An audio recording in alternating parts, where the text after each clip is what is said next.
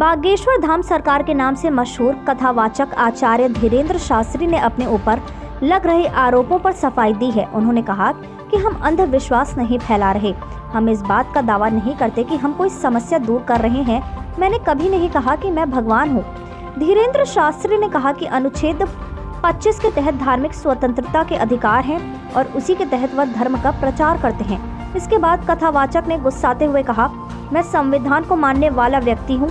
अगर हनुमान भक्ति करना गुनाह है तो सभी हनुमान भक्तों पर FIR होनी चाहिए। फिर सोच लो ये लोग तुम्हारा चेहरा कैसे लाल करते हैं।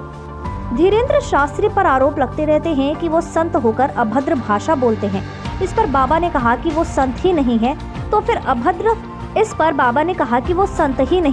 फिर अभद्रता कैसी।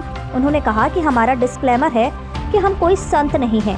मालूम हो कि धीरेन्द्र शास्त्री मध्य प्रदेश के छतरपुर में बागेश्वर धाम में कथा वाचक करते हैं।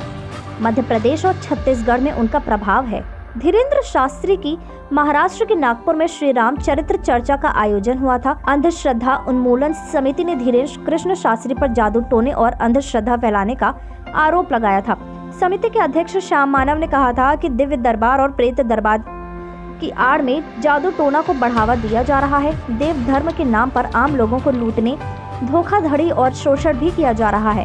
इसके बाद दावा किया गया है कि अंधश्रद्धा उन्मूलन समिति की वजह से 2 दिन पहले ही यानी 11 जनवरी को ही धीरेन्द्र शास्त्री की कथा संपन्न हो गई।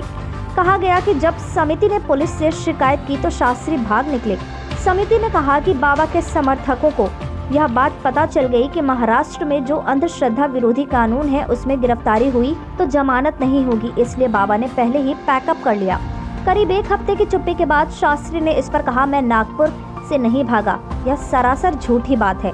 हमने पहले ही बता दिया था कि 7 दिन का ही कार्यक्रम होगा। इसके बाद उन्होंने कहा कि जब मैंने दिव्य दरबार लगाया था तब शिकायत लेकर क्यों नहीं आए। ये छोटी मानसिकता के लोग हैं और हिंदू सनातन के विरोधी हैं।